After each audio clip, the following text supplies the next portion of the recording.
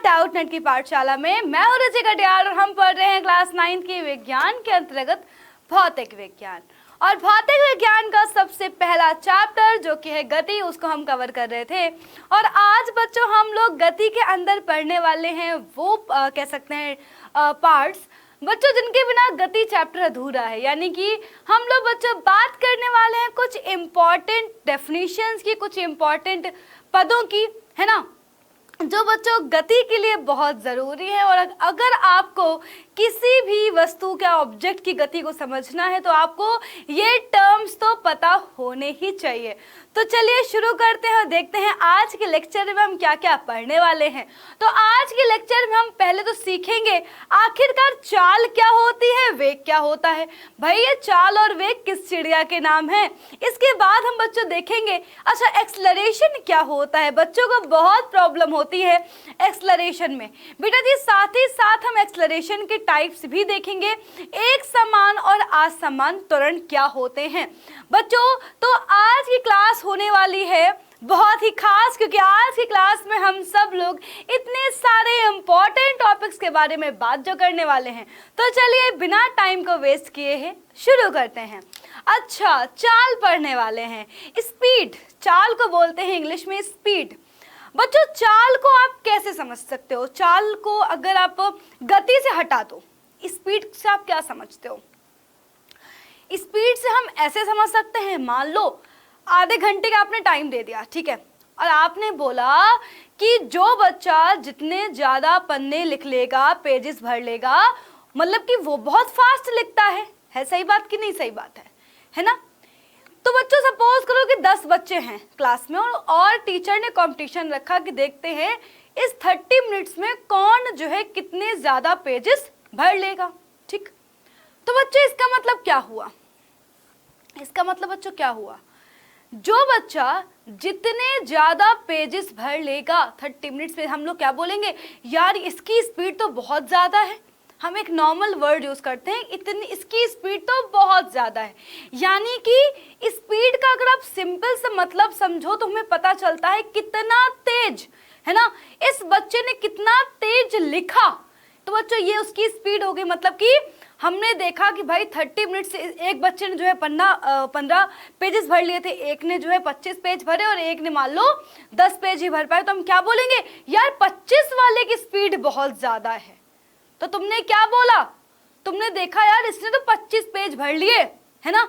यानी कि जो उसने जो जितने पेजेस भरे हैं उस गिवन टाइम में, उससे हमने जो है ये पता लगा लिया कि यार इसकी स्पीड सबसे ज़्यादा है।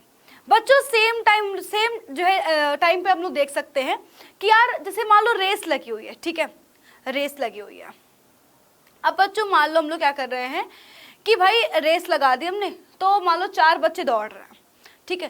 तो आप ये कैसे बोलोगे यार किसकी स्पीड कितनी ज़्यादा है, या फिर आप स्पीड को कैसे दर्शाओगे? तो यार हम लोग स्पीड को दर्शाते हैं इस बात से कि भाई जो गिवन टाइम में जितनी ज़्यादा दूरी तय कर लेगा। मान लो तुमने टाइम दे दिया 1 घंटे का, और सपोज करो किसी बच्चे ने 1 घंटे में 250 किलोमीटर दौड़ गया वो। इसका मतलब क्या हुआ यार, उसने तो इतनी ज़्यादा दूरी तय कर ली है। वहीं पर एक बच्चा है, मान लो भाई वो केवल जो है 50 मीटर की उसने दूरी तय कर पाई, एक ने मान लो केवल 25 किलोमीटर चल पाया। बच्चे इसका मतलब क्या हुआ? इसका मतलब ये हुआ कि यार जिसने जितनी ज़्यादा दूरी तय करी है उसकी स्पीड ज़्यादा है। यही हम बोलते हैं, साफ साफ मतलब यही निकलता है इसका, है ना।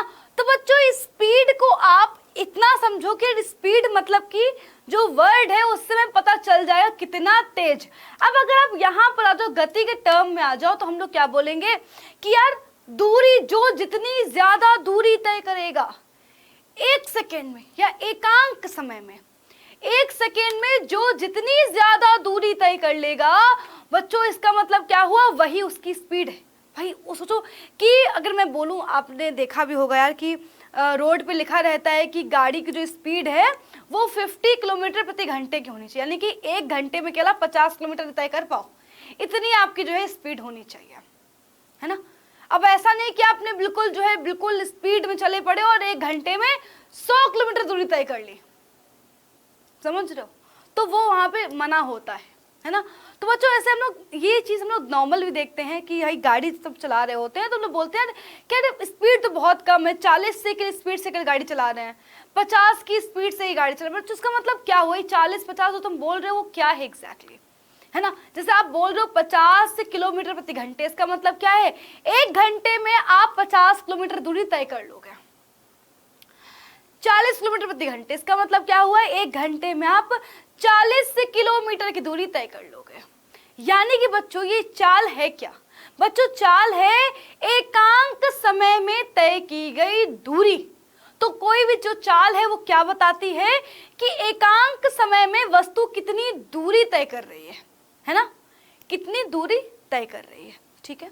और बच्चों चाल से हमें केवल इतना पता चलता है कि हमारी वस्तु कितना तेज चल रही है ना। मान लो अगर हमारी वस्तु की स्पीड मान लो है 100 किलोमीटर प्रति घंटे, इसका मतलब क्या है, 1 घंटे में 100 किलोमीटर दूरी तय कर ले रही है ना। तो इससे हमें पता चलेगा यार हमारी जो कार है वो तो बहुत तेज चल रही है। समझ में आ रहा है आपको। तो जो चाल है उससे हमें एक बात पता चल रही है कि वस्तु कितना तेज चल रही है, कितना तेज गति कर रही है, ये पता चल रहा है। अब चाल एग्जैक्टली है क्या, तो एकांक समय में हमारी वस्तु जितनी दूरी तय कर ले रही है उसे हम बोल रहे हैं उसकी चाल। अगर आप घंटे में देख रहे हो तो हम चाल को बोलते हैं भाई किलोमीटर प्रति घंटे में दर्शा देते हैं। अगर आप सेकेंड में देख रहे हो तो मीटर प्रति सेकेंड, यानी कि 1 सेकेंड में कितने मीटर ही चल गई हमारी वस्तु, 1 सेकेंड में कितने मीटर की दूरी तय कर रही है। आ गया समझ में। तो चाल की परिभाषा हम क्या लिखेंगे, तो यानी कि बच्चों हम चाल की परिभाषा लिखते हैं कि एकांक समय में, एकांक समय में वस्तु द्वारा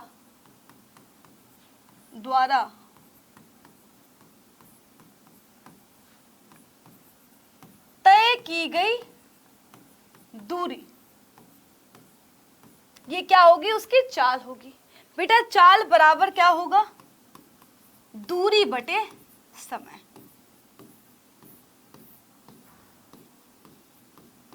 और बेटा चाल का एसआई मात्रक क्या होता है, तो बच्चों चाल का एसआई मात्रक होता है मीटर प्रति सेकंड।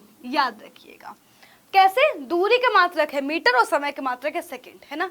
बच्चों जब हम बेटा जी देखते हैं कि घंटे में देख रहे होते हैं कि हमारी वस्तु ने 1 घंटे में कितने किलोमीटर दूरी तय करी है, तब उसकी चाल को दर्शाते हैं किलोमीटर प्रति घंटे में। बच्चों चाल कैसी राशि है, तो बेटा चाल एक अदिश राशि है। चाल एक अदिश राशि है। अदिश राशि बेटा मतलब कि इससे हमें के लिए ये पता चल रहा है कि हमारी वस्तु कितना तेज गति कर रही है, परिमाण का पता चल रहा है, हमें दिशा के बारे में कोई जानकारी नहीं है ना। जैसे बच्चों की लिखा होता है रोड पे कि भाई केवल 50 किलोमीटर प्रति घंटे की स्पीड से चलना है ना। वहाँ पे क्या दिशा लिखी रहती है क्या, मतलब कि यार चाल में दिशा की कोई जरूरत नहीं है, सिर्फ और सिर्फ हमें इतना पता करना है कि हमारी वस्तु कितना तेज गति कर रही है, किस दिशा में चल रही है उसके बारे में हम बात नहीं करते हैं। आ गया समझ में। तो यानी कि चाल से बच्चों यहाँ पे जो लिख भी लो बेटा जी, और इसी बात को आप याद रखना, तो आपको कभी भी चाल में कॉन्फ्यूजन तो होगी नहीं।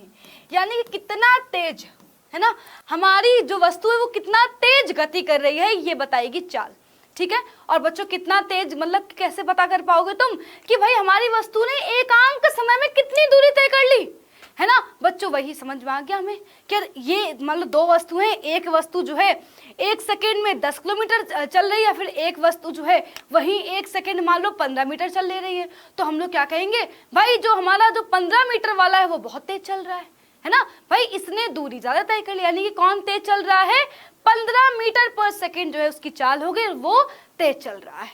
आगे समझ में, आगे बढ़ते हैं। अब बच्चों एक बात और, बेटा जी जो स्पीडोमीटर है, ये बेटा जी आपने ऐसा मीटर देखा होगा, है ना, गाड़ियों में लगा रहता है, कार में भी लगा होता है। तो बच्चों स्पीडोमीटर क्या बताता है, ये बेटा क्या है अपना, ये है स्पीडोमीटर।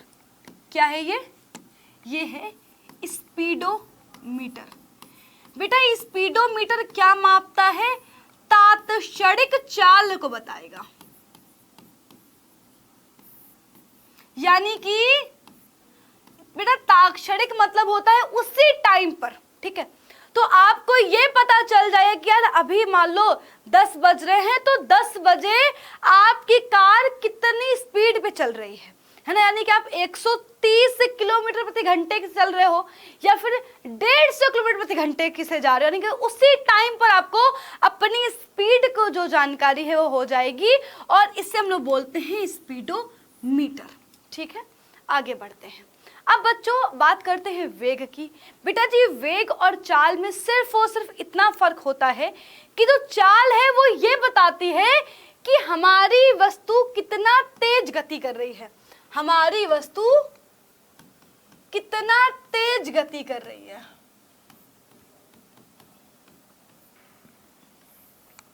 बेटा वेग क्या बताता है?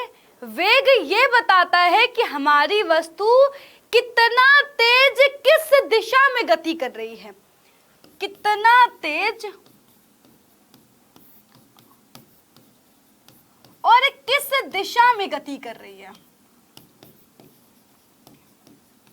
दिशा में गति।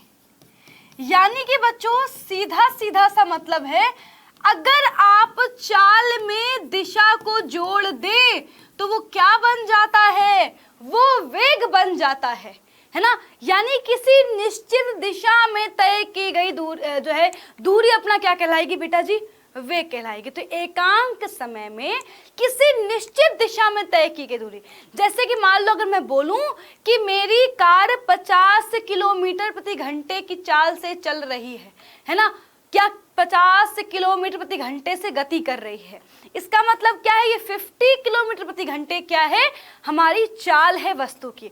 वही मैं बोलूं कि जो मेरी वस्तु है या फिर जो मेरी कार है वो 50 किलोमीटर प्रति घंटे से दक्षिण दिशा की ओर जा रही है, तो अब ये 50 किलोमीटर प्रति घंटे क्या है, ये आपका वेग बन गया। इसमें क्या आ गई है, इसमें दिशा भी आ गई है। तो बच्चों वेग बेटा जी क्या है, सीधे ये भी बोल सकते हो कि किसी निश्चित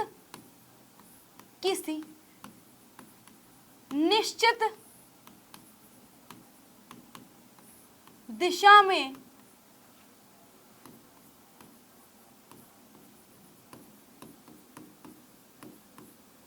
की गई दूरी। ये एकांक समय में जोड़ डालना सही रहेगा, एकांक समय में किसी निश्चित दिशा में तय की गई दूरी, बेटा दूरी क्या कहलाएगी, वेग कहलाएगी। तो बच्चों वेग बराबर क्या होगा, बेटा वेग बराबर, भाई अच्छा एक बात बताओ, किसी निश्चित दिशा में दूरी क्या कहलाती है, किसी निश्चित दिशा में बेटा दूरी कहलाती है विस्थापन।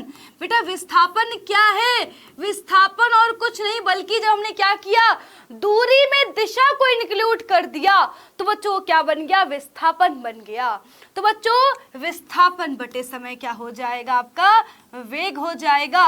और बेटा इसका भी एसआई मात्रक क्या होता है, मीटर प्रति सेकंड ही होता है, क्योंकि बच्चों विस्थापन एक बेटा बच्चों विस्थापन का जो कह सकते हैं मात्रक है बेटा जी, वो क्या है, वही मीटर ही है, दूरी ही है अपनी, है ना, विस्थापन और कुछ नहीं बल्कि समय बेटा जी क्या है, सेकंड, तो क्या हो गया मीटर प्रति सेकंड। अच्छा बच्चों एक चीज और, विस्थापन कैसे जो वेग बेटा कैसी राशि है, सदिश राशि है, क्योंकि बच्चों इसमें क्या है, इसमें भैया आपकी दिशा इंक्लूड हो गई है, तो बच्चों ये क्या है, सदिश राशि है।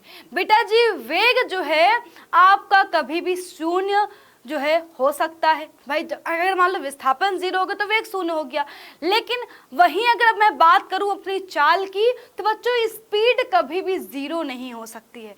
क्या स्पीड कभी 0 हो सकती है, नहीं हो सकती है। अगर स्पीड 0 मतलब वो वस्तु चल ही नहीं रही है ना। आगे बढ़ते हैं बच्चों, अब बेटा जी औसत चाल के बारे में बात करते हैं। देखो औसत शब्द का मतलब क्या होता है, औसत शब्द का मतलब क्या होता है, मान लो आप जाते हो दुकान पर और आप बोलते हो कि भैया जो है टी शर्ट दिखाओ, तो आपसे दूसरा क्वेश्चन पूछता है दुकान वाला कि बेटा आप ये बताओ कि आपको कितने तक की शर्ट चाहिए। आप बोलते हो भैया पैसे तो ज़्यादा है नहीं, 500 तक की टी शर्ट दिखा दो। अच्छा 500 तक की टी शर्ट, तो वो क्या करेगा, आपको 450 की भी टी शर्ट दिखाता है, आपको 600 की भी टी शर्ट दिखा देगा, आपको 650 की भी दिखा देगा, 550 की भी दिखा देगा। मतलब अगर आपने 500 बोला, इसका मतलब ये नहीं है कि जो है वो उसने जो केवल 500 की ही दिखाएगा बेटा, ये एवरेज यानी कि वो उसी के आसपास की टी शर्ट्स आपको दिखा देगा। बच्चों सेम ऐसे ही बेटा जी, आप आ रहे थे रोड पर, है ना भाई, कभी आपने जो है भाई कभी आपने कम दूरी तय करी, है ना भाई, जब मान लो रोड खाली थी तो आपने जो है ज़्यादा दूरी तय कर ली, जब रोड भरी हुई है तो बेटा जी अब मान लो भाई, अब तो आप गाड़ी तो है स्लो चलाओगे ना, गाड़ी को स्लो चलाओगे बेटा, मतलब क्या हुआ, अब आपने कम दूरी तय। यानी कि बच्चों आप खुद से पूछो कि जब आप गली से या घर से बाहर निकलते हो तो क्या होता है, कुछ कुछ दूर पर आपकी जो कह सकते हैं जो स्पीड है वो बदल रही होती है, कभी आप तेज चल रहे होते हो, कभी स्लो चल रहे होते हो। अब मान लो अगर आप घर पहुंचो, पापा ने पूछा कि तुम कितनी स्पीड से आए, तो तुम बोलते हो कि पापा कुछ ज़्यादा नहीं, क्या 40-50 की ही स्पीड से है। इसका मतलब क्या हुआ, ये एक यानी कि तुमने 60 पे भी गाड़ी चलाई होगी, यानी कि 60 किलोमीटर प्रति घंटे की रफ्तार से भी गाड़ी चलाई होगी, तुमने 30 किलोमीटर प्रति घंटे की रफ्तार से भी गाड़ी चलाई होगी। तो बच्चों औसत चाल हम लोग कैसे ज्ञात करते हैं, तो बेटा औसत चाल को ज्ञात करने का एक ही फॉर्मूला है, वो क्या है कि जितनी आपने दूरी चली हुई है, यानी कि तय की गई कुल दूरी, की गई कुल दूरी और उस दूरी को तय करने में लगा कुल समय, कुल समय, यानी कि औसत चाल क्या है, कुल दूरी बटे कुल समय, यानी कि आपने जितनी डिस्टेंस कवर की है बटे आपको जितना टाइम लगा हुआ है, बस उसको कर दो और इससे आपको एवरेज चाल, आपकी जो एवरेज स्पीड है वो आपको मिल जाएगी। अगर हमें औसत वेग निकालना हो तो हम कैसे निकालेंगे, तय किया गया कुल विस्थापन बटे कुल समय, बस आपका औसत वेग आ जाएगा। लिख लो, इस बात को भी लिख लो।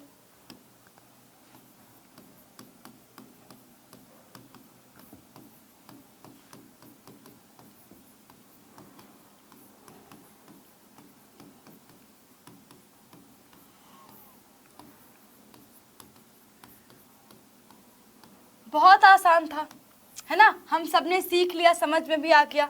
आगे बढ़ते हैं बच्चों, अब बात करने वाले हैं एक्सलरेशन की, है ना। अच्छा बच्चों, ऐसा होता भी होगा आपके साथ भी, मान लो आप बाइक से जा रहे हो, है ना, और आप मान लो लेट हो रहे हो, तो क्या करते हो, अपनी स्पीड को बढ़ाते हो। क्या करते हो, आप बोलते हो पापा एक्सलरेटर थोड़ा सा ले लो ना यार, थोड़ा सा एक्सलरेटर बढ़ा दो, है ना। तो बच्चों यार क्या कर रहे हो तुमने क्या किया, अपनी स्पीड को चेंज किया, है ना, तुमने क्या किया भाई, अपनी स्पीड को चेंज किया। वहीं पर भाई हम ब्रेक भी लगाते हैं। तो बच्चों इसका मतलब क्या कर रहे हैं, इसका मतलब ये है कि भाई त्वरण और कुछ नहीं है बच्चों, सिर्फ और सिर्फ क्या है, वेग में परिवर्तन है, यानी कि आप चेंज कर रहे हो वेग को। बच्चों छोटे से एग्जाम्पल से समझना, बेटा सपोज करो कि भाई बंटी और बबली दो दोस्त थे, है ना, बंटी और बबली दोनों जो है साथ साथ में ही पढ़ते थे, है ना, साथ साथ में ही खेलते थे। अब हुआ क्या, बंटी और बबली का एग्जाम हुआ। जब बंटी और बबली का एग्जाम हुआ तो बंटी जो है थोड़ा सा पढ़ने में कम होशियार, तो बंटी ने सोचा बबली तो मेरे साथ ही दिन भर खेलता है, इसके भी उतने ही मार्क्स आएंगे। लेकिन हुआ क्या कि जो बंटी था, बंटी के बेटा नंबर आए सिर्फ और सिर्फ मान लो 70 में 30 आ पाए, वहीं पर जो बबली था, है ना भाई, बबली जो है बेटा जी थोड़ा सा होशियार टाइप का था, चालाक टाइप का था, उसके आगे 70 में से 60। अब बंटी को तो बड़ा बुरा लगा, है ना, बंटी को तो बड़ा बुरा लगा। फिर जो है बंटी ने पढ़ना शुरू कर, बंटी ने कहा बस अब तो मैं ही जो है टॉप करूंगा। कि भाई ये चीटिंग करी इसने तो मेरे साथ, इसने तो मेरे साथ चीटिंग कर ली, साथ में खेलता था लेकिन इसके मार्क्स तो बताओ 60 आ गए।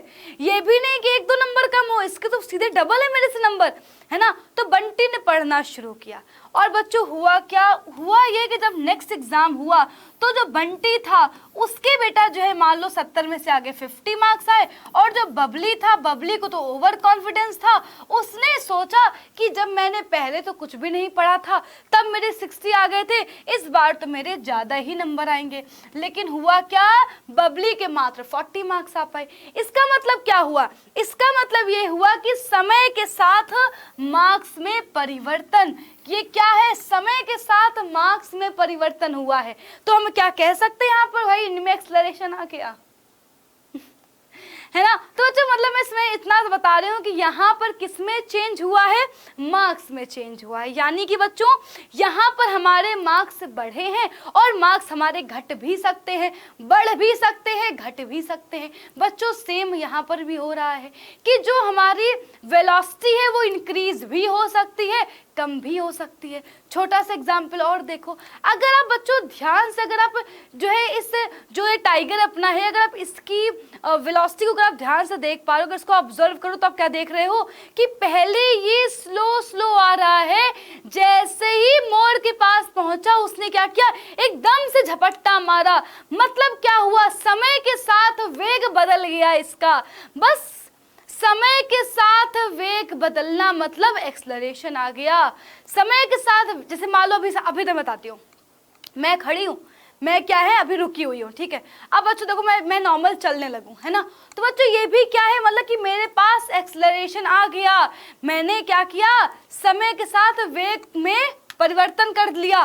भाई मैं तो पहले रुकी हुई थी, अब तो मैं जो है हिलने डुलने लगी हूँ बच्चा। मतलब क्या हुआ, समय के साथ वेग में परिवर्तन त्वरण कहलाता है। तो बच्चों जरा हम लोग जो है लिख लेते हैं त्वरण की परिभाषा। बच्चों त्वरण क्या होता है, समय के साथ वेग में परिवर्तन।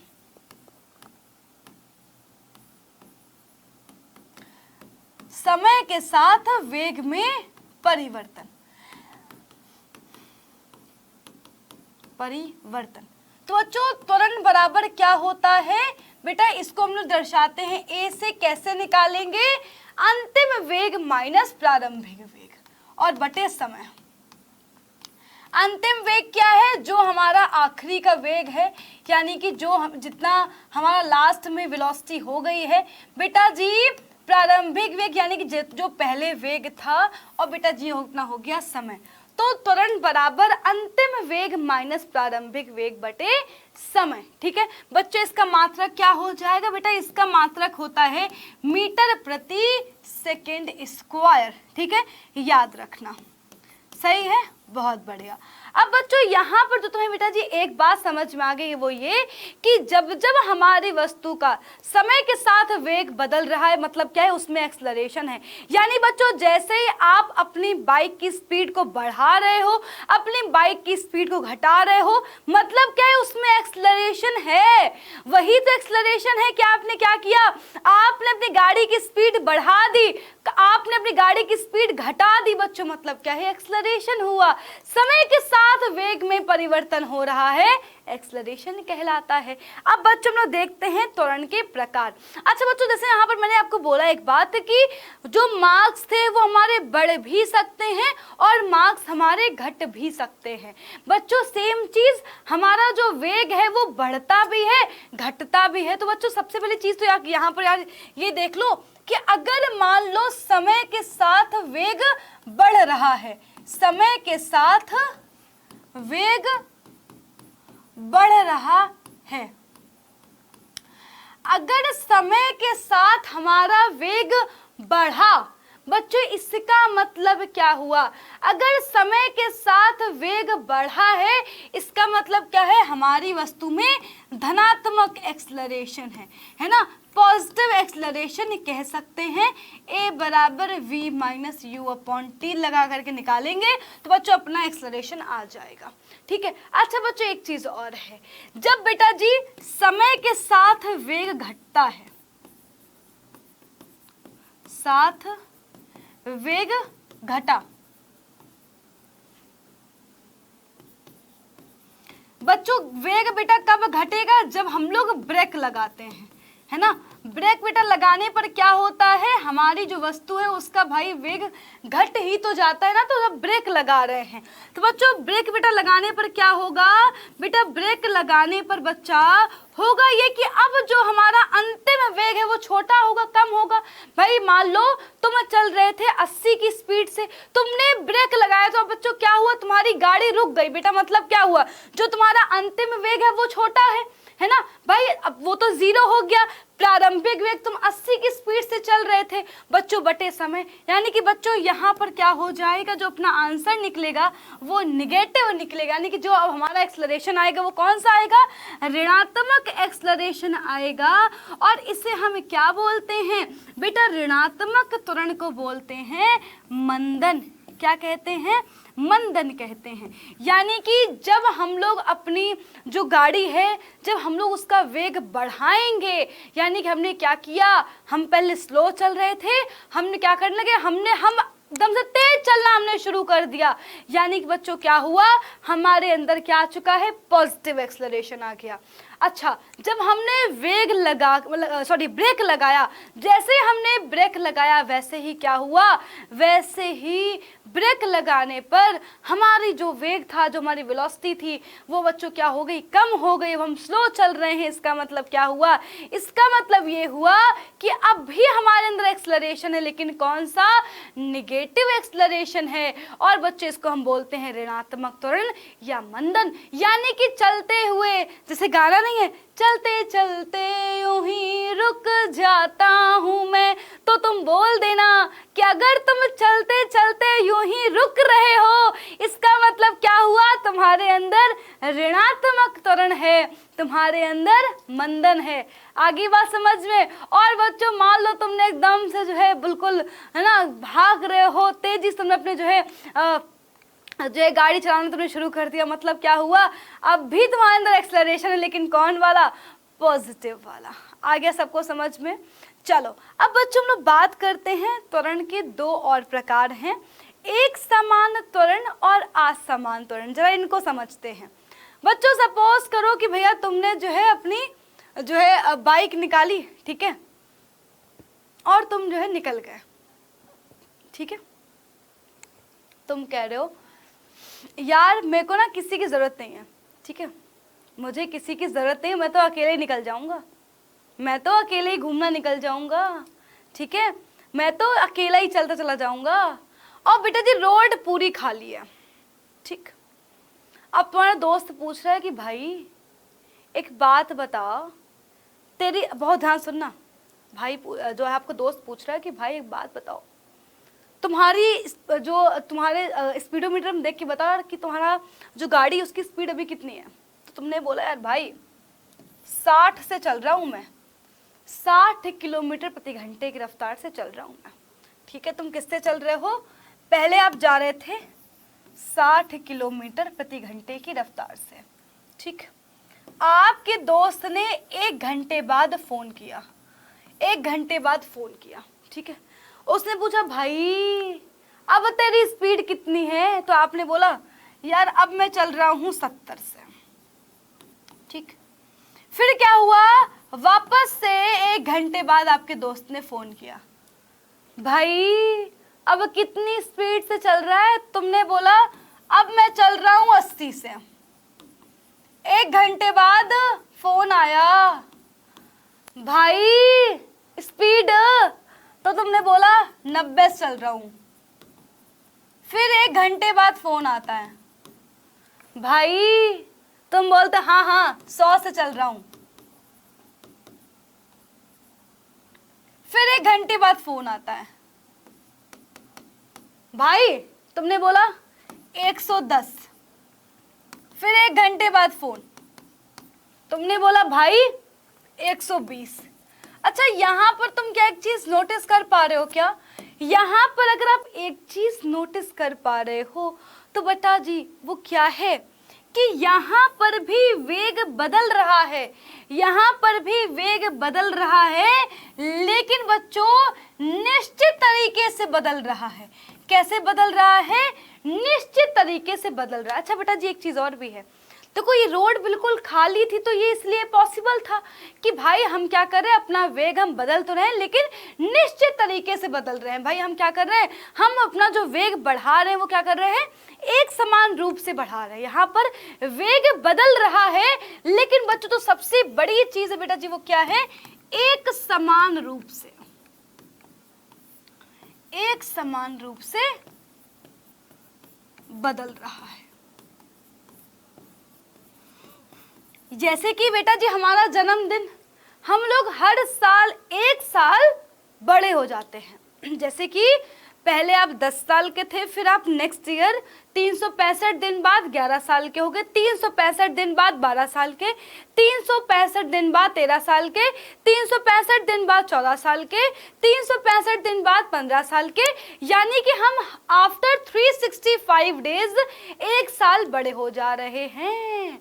बच्चों यहाँ पर भी वेग बदल रहा है, लेकिन हर एक घंटे में 10 से ही केवल बदल रहा है ना बच्चों। इसका मतलब क्या है, यहाँ पर एक समान त्वरण है, एक समान त्वरण है। अच्छा, मान लो तुमने फोन किया कि भाई कितनी स्पीड है तेरी गाड़ी की, तो उसने बोला भाई 60। तुमने वापस 1 घंटे बाद फोन लगाया, भाई अब कितनी स्पीड, उसने बोला 60। 1 घंटे बाद 60, अगले घंटे बाद 60, अगले घंटे बाद 60। इसका मतलब क्या हुआ, इसका मतलब ये हुआ समय तो बदल रहा है, लेकिन समय बदलने के साथ साथ, समय बदलने के साथ साथ हमारा वेग नहीं बदल रहा, एक समान वेग से हम चल रहे हैं। इसका मतलब क्या हुआ, जब वस्तु एक समान वेग से गति करती है तो बच्चों हम क्या बोलेंगे, तब एक्सेलरेशन 0 होगा। इस बात को ध्यान रखना, जब वस्तु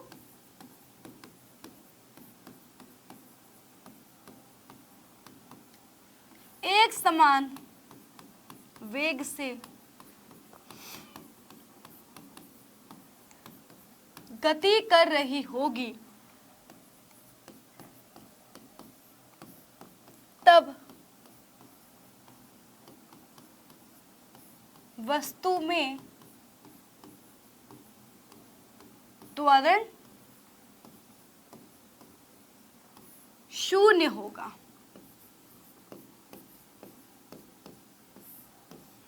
तो जब हमारी वस्तु एक समान वेग से गति कर रही होगी तब एक्सेलरेशन 0 होगा। बच्चों ये क्या है, यहाँ पर एक समान रूप से वेग बदल रहा है। हर बार 10 से ही वेग बदल रहा है, हर बार 20 से ही वेग बदल रहा है, यानी कि निश्चित समय अंतराल में निश्चित रूप से वेग बदल रहा है। देखो निश्चित समय, ये भी जरूरी है ना, हर 1 घंटे बाद निश्चित समय अंतराल में निश्चित रूप से वेग बदल रहा है। तो हम क्या बोलेंगे, हमारी वस्तु में एक समान त्वरण है।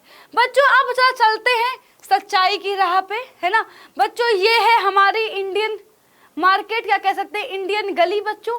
तो आप खुद से भी रिलेट कर पाओगे। आप घर से निकले थे, है ना, मैं घर से निकला तो गली वाले भैया बहुत नजर रखते हैं, हम मतलब घर वाले नजर नहीं रखते लेकिन गली वाले नजर रखते हैं कि इस फलाने का लड़का कितनी तेज गाड़ी चला के गया है। यानी कि तुम निकले और तुम्हारी गाड़ी की स्पीड थी 20 किलोमीटर प्रति घंटे।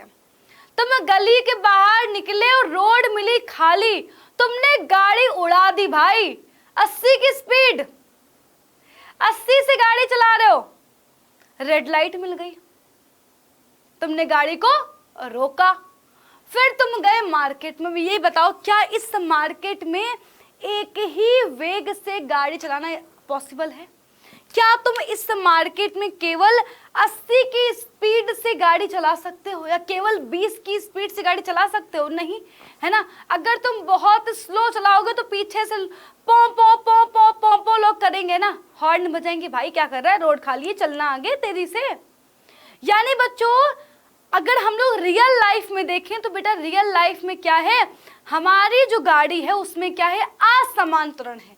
यानी कि अगर हम चेक करें अगर हम चेक करें हर जो है 10 मिनट बाद या हर 5 मिनट बाद अगर हम चेक करते हैं तो हम क्या पाएंगे कि हम कभी जो है ज़्यादा जो है गाड़ी की जो वेग कभी ज़्यादा है कभी कम है, कभी 80 है तो कभी 60 है, कभी एकदम से 0 हो गया, कभी एकदम से जो है तेज हो गई गाड़ी, है ना बच्चों। इसका मतलब क्या है कि जो असमान त्वरण है बच्चों उसमें ही हम लोग चल रहे होते हैं। अब जरा देखो यहाँ पर एक गाड़ी पे 5-5 लोग जा रहे हैं, है ना, तो असमान त्वरण तो रहेगा ही रहेगा ना, है ना। और बच्चों अब देखो मतलब बेसिकली बेटा जी क्या है, एक समान एक्सलरेशन जो है बच्चों वो कहाँ पर होगा, वो वहां पर होगा जब वेग बदल रहा होगा, लेकिन निश्चित समय अंतराल में निश्चित रूप से वेग बदल रहा है।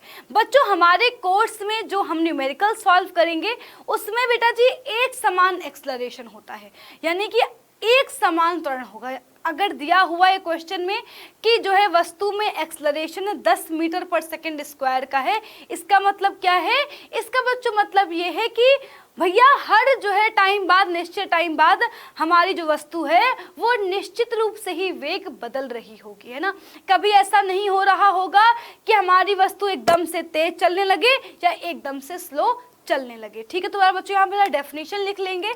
एक समान त्वरण क्या होता है, एक समान त्वरण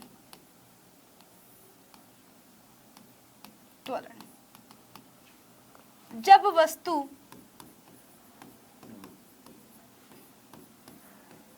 निश्चित समयांतराल में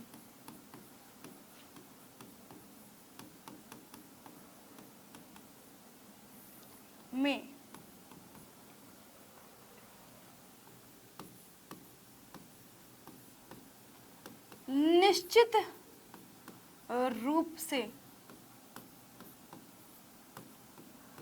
वेग बदल रही होगी, तो हम क्या बोलेंगे, तब हम बोलेंगे कि एक समान एक्सलरेशन है।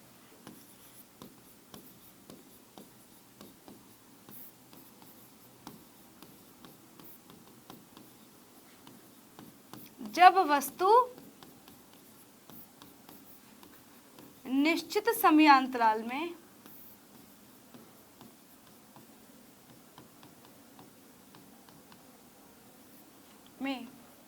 अनिश्चित रूप से वेग बदल रही होगी।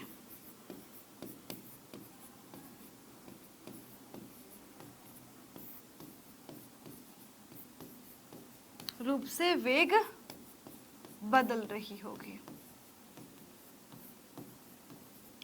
तो यार बच्चों क्या बोलते हैं, ये तो पॉसिबल ही नहीं है ना, कि हम गली के बाहर निकले तब भी हम एक ही स्पीड से गाड़ी चला ले, है ना। हम जब जो है रोड पर जाएं तब भी एक ही स्पीड चला ले, है ना बच्चों। तो क्या होता है भाई, नॉर्मल लाइफ में तो ये पॉसिबल नहीं है, लेकिन बच्चों जहाँ पर रोड खाली तो वहाँ पर हम ऐसे कर सकते हैं कि भाई हर टाइम बाद, हर मान लो कि 5 मिनट बाद तुम अपनी जो है जो बाइक है फिर जो वस्तु है उसकी स्पीड बढ़ा रहे हो। ठीक है, यानी बच्चों एक समान त्वरण क्या है, वस्तु का वेग बदल रहा है लेकिन निश्चित रूप से बदल रहा है। एक निश्चित समयांतराल में निश्चित रूप से वेग बदलता है तो हम बोलते हैं एक समान त्वरण। जब वस्तु का वेग अनिश्चित रूप से बदलता है तो हम बोलते हैं असमान त्वरण। मतलब कभी तेज चली, कभी रुक गई, तो कभी एकदम से स्लो चलने लगी, तो बच्चों हम क्या बोलेंगे, वहां पर असमान त्वरण है। बच्चों हम लोग अपने कोर्स में जो भी क्वेश्चंस करने वाले हैं वो सब एक समान एक्सलरेशन के ही करने वाले हैं। तो बच्चों आई होप आपको समझ में आ गया होगा कि चाल क्या होती है, वेग क्या होता है, त्वरण क्या है और बेटा त्वरण कितने प्रकार का होता है। तो आई होप आपको पूरा समझ में आ गया होगा। बेटा अगली क्लास में मिलते हैं, तब तक के लिए बाय बाय, टेक केयर, ख्याल रखिए अपना, बाय बाय।